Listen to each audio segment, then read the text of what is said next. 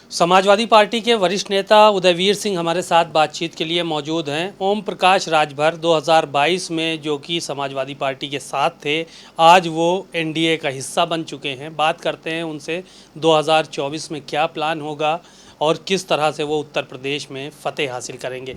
Sir, Om Prakash Rajbhar साथ में थे और उनका दावा है कि 47 से 125 करने में उनका बहुत बड़ा हाथ रहा है। अब क्या करेंगे आप लोग 2024 में? दावे अगर तीसरे लोग करें तो ज़्यादा अच्छा रहता है। खुद ही अपना आकलन मूल्यांकन करते रहो तो इसका कोई मायने नहीं है। राजभर जी के बारे में समाजवादी पार्टी ने पहले ही पत्र लिखकर बाकायदा उन्हें स्वतंत्र घोषित कर दिया था, क्योंकि वो सरकार से लड़ लड़ के थक गए थे और वो किसी भी तरह सरकार में जाना चाहते थे। और हम लोग 8 महीने से लगातार आपसे कह रहे हैं, उन्होंने इस 8 महीने में तरह तरह के बयान दिए। कभी कहा कि वो मायावती जी, अखिलेश जी, कांग्रेस सबको इकट्ठा करना चाहते हैं, कभी कहा वो भाजपा के नज़दीक हैं, जो भी कहा। लेकिन हम लोग लगातार कह रहे थे कि वो भाजपा का दरवाज़ा खटखटाए हैं, बाहर बैठे हैं, किसी तरह दरवाज़ा खुल जाए। भारतीय जनता पार्टी की केंद्र की सरकार और भारतीय जनता पार्टी इस दबाव में है, वो जान चुके हैं कि सरकार में आने में समस्याएं हैं। इसलिए जैसे ही पटना की विपक्षी दलों की बैठक हुई, तब से वो सब तरह के समझौते कर रहे हैं। इस डरी हुई भारतीय जनता पार्टी की भी के यहाँ पर ओम प्रकाश जी को मौका लगा और वो चले गए। तो ये उनका पुराना प्रयास था और ये राजनीतिक समीकरण, इसके बाद तमाम चुनाव हुए हैं, उपचुनाव हुए हैं, हम लोग सब अपना लड़ रहे हैं। उनका, ओम प्रकाश जी का या और जो लोग गए हैं, उनका कोई सामाजिक विषय नहीं है। उन्होंने जो जो सामाजिक विषय उठाए, पीड़ित शोषित वर्गों के को न्याय दिलाने के लिए, हक सम्मान दिलाने के लिए जिन जिन चीज़ों को आवश्यक बताया, उन सारी चीज़ों पे उन्होंने भारतीय जनता पार्टी को फेल, धोखा देने वाली, आरक्षण ख़त्म करने वाली, जाति जनगणना की विरोधी, सामाजिक न्याय समिति की रिपोर्ट लागू नहीं करने वाली और व्यक्तिगत रूप से अपमानित करने वाली पार्टी कहा। अब वो वहाँ चले गए हैं तो उनको जाके जवाब देना अपने समाज को कि ये पार्टी उनके लिए कैसे अच्छी हो गई, कैसे सारे विचार बदल गए। मोदी जी और योगी जी के बारे में जो जो उन्होंने बयान दिए हैं वो सब मीडिया में है, आपने भी सुने हैं। और कैसे एकदम बढ़िया बढ़िया अच्छा अच्छा हो गया, ये उन्हें जवाब देना है, क्योंकि अल्टीमेटली जनता तय करती है। और जनता के बीच में अगर आप खाली ये बताओगे कि मुझे मंत्री बना रहे हैं, तो इससे जनता का कोई सरोकार नहीं है। जनता को अपने विषयों से मतलब है और वो विषय इस दल बदल में शामिल नहीं है। क्या ऑपरेशन लोटस जो भारतीय जनता पार्टी का चल रहा है, तमाम जगहों पे, मध्य प्रदेश में चला, महाराष्ट्र में चला और उसके बाद बिहार में चला, तो उत्तर प्रदेश में भी चल रहा है, ये मान के चला जाए? जयंत चौधरी आपके सहयोगी थी, उनकी भी भाषा बदली हुई है, ऐसा तो नहीं वो भी स्लिप कर जाएंगे आपके हाथ से? देखिए, मैं जो बयान वो देते हैं नेता लोग ऑन रिकॉर्ड, और जो उनके लोग बात करते हैं हम उस पर भरोसा करते हैं।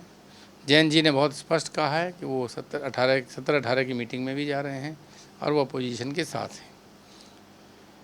जो ऑपरेशन लोटस का सवाल आप कर रहे हो, जब भी चुनाव आता है तो अपनी महत्वाकांक्षाएं पूरा नहीं करने वाले या सामाजिक रूप से उपेक्षित, पीड़ित हो जाने वाले लोग अपने दल बदलते हैं, अपने अपने हितों के हिसाब से लोग आते जाते हैं। सरकार में अक्सर वो लोग जाते हैं जिनको कुछ लेना होता है, विपक्ष के साथ वो लोग आते हैं जो सरकार की नीतियों से नाराज़ होते हैं या जिनको हिस्सेदारी, भागीदारी, महत्व नहीं मिल रहा होता है। समाजवादी पार्टी और जो विपक्ष की सारी पार्टियां, उनके साथ भी लोग आ जा रहे हैं। बहुत बड़े बड़े भारतीय जनता पार्टी के नेता ज्वाइन किए, कोई कांग्रेस को ज्वाइन किया, नीतीश कुमार जी ने पूरी सरकार अलग की। तो ऐसे घटनाक्रम, ये आम राजनीतिक घटनाक्रम है। चुनाव आएगा तो अपनी परिस्थितियों से कुछ लोग आएंगे जाएंगे, लेकिन मूल विषय जनता की वो सवाल हैं जिनसे जनता को राहत मिलनी है, जिनसे जनता परेशान है। उन सवालों पे क्या हो रहा है, ये मुद्दा केंद्र में रहेगा, यही केंद्र बिंदु होगा राजनीति का। ओम प्रकाश राजभर ने एक सप्ताह पहले दावा किया था कि आपकी पार्टी के बहुत से नेता टूटकर भारतीय जनता पार्टी में शामिल होंगे। कोई सांसद ही लड़ना चाहता है, कोई मंत्री बनना चाहता है। एक विधायक ने तो इस्तीफा दे दिया, कल ज्वाइनिंग भी हो जाएगी उनकी, और कह रहे हैं अभी और लोग लाइन में हैं। तो इस तरह की क्या संभावनाएं हैं आपकी पार्टी में कि आपकी पार्टी छोड़ छोड़ के लोग भाग रहे हैं? नहीं, भारतीय जनता पार्टी पर पूरा बहुमत है। उसके बावजूद उसकी क्या कमजोरी है कि वो अपने विधायकों को नहीं बना पा रहे हैं और इधर उधर से बनाने पड़ रहे हैं। कमजोरी विपक्ष की थोड़े है, कमजोरी तो सरकार की है कि दिनेश शर्मा डिप्टी सीएम से घर बैठे हैं और लोग कैबिनेट मिनिस्टर बन रहे हैं आके बाहर से। जो पार्टी को छोड़ के गए भारतीय जनता पार्टी को, और जिन्होंने जो भाषा बोली है वो भाषा टीवी पे बोलने लायक भी नहीं, वो भाषा भी बोली है, उन लोगों को क्यों स्वीकार करना पड़ रहा है? ये तो भारतीय जनता पार्टी को बताना है कि उसकी इतनी खराब स्थिति क्यों है।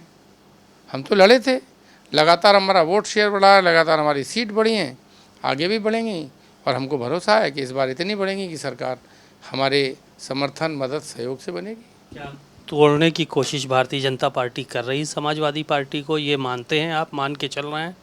भारतीय जनता पार्टी पिछले कई सालों से लगातार दूसरे पार्टियों में दल बदल कराना, विद्रोह कराना, लड़ाई झगड़ा कराना, रुपया पैसा, ईडी, सीबीआई सबका प्रयोग करके ये पूरे देश में कर रही है। कोई एक उत्तर प्रदेश की बात नहीं है। किस तरह मध्य प्रदेश में हुआ, किस तरीके से महाराष्ट्र में हुआ, आप सब लोग देख रहे हैं। तो ये कोई नया छुपा हुआ प्रश्न नहीं है। वो कोशिश कर रहे हैं, लेकिन उनकी कोशिशों को जनता भी समझती है। इसलिए जहाँ कोशिश करते हैं वहाँ जनता से रेस्पॉन्स उनके पक्ष में नहीं आ रहा। लेकिन टूट तो कहीं ना कहीं हो रही है, नुकसान तो आप ही का हो रहा है। आपका विधायक चला गया, ये कह रहे हैं 2022 में जो लोग आए थे, चाहे वो धर्म सिंह सैनी रहे हों या अन्य नेता रहे हों, उनके वो भी आ सकते हैं। इस तरह की भी चर्चाएं शुरू हो गई। कोई आए कोई जाए, सवाल आने जाने का नहीं है। सवाल घोसी लोग विधानसभा सीट किसके पास रहेगी, सवाल ये है। उपचुनाव होगा, जनता जिसको सही मानती है उसे जिताएगी। समाजवादी पार्टी पिछली बार भी उपचुनाव में बहुत मामूली अंतर से वहाँ हारी थी, जनरल इलेक्शन में जीती थी, और इस बार उपचुनाव होगा, बड़े मार्जिन से मुझे भरोसा है कि समाजवादी पार्टी को जनता जिता के भेजेगी। तो आपने अपने विधायकों से बात कर रखी है सबसे? घोसी का विधायक समाजवादी पार्टी का ही रहेगा, मेरा ऐसा विश्वास है। विधायकों से, अन्य विधायकों से बात करके रखी है? सब बाकी सब लोग मजबूत खड़े हैं आपके साथ कि अभी कुछ उसमें से घालमेल वाली स्थिति बनी? मैं किसी से क्यों बात करूंगा, सारे विधायक पार्टी के राष्ट्रीय अध्यक्ष जी से बात करते हैं। जिसको कोई समस्या होती है वो भी बताता है। जो विधायक गए हैं वो जब से सरकार नहीं आई थी तब से ही काफ़ी परेशान थे, लगातार सरकार में जाने की कोशिश कर रहे थे, पार्टी प्रोग्राम वगैरह में भी ज़्यादा नहीं आ रहे थे। सब जानते हैं, आप भी जानते हैं उनके यहाँ कार्यक्रम हुआ, कैसे हुआ, किसको बुलाए, किसको नहीं बुलाए, कैसे बुलाए। तो ये सब बातें राजनीति में जानते हैं लोग। कोई मजबूर होता है, अपनी आदतों से होता है, कोई मजबूर होता है सामाजिक, राजनीतिक, आर्थिक परिस्थितियों से होता है। तो ऐसे एक दो मजबूर लोग अगर इधर से उधर चले जाएं तो उससे कोई राजनीति नहीं बदलती।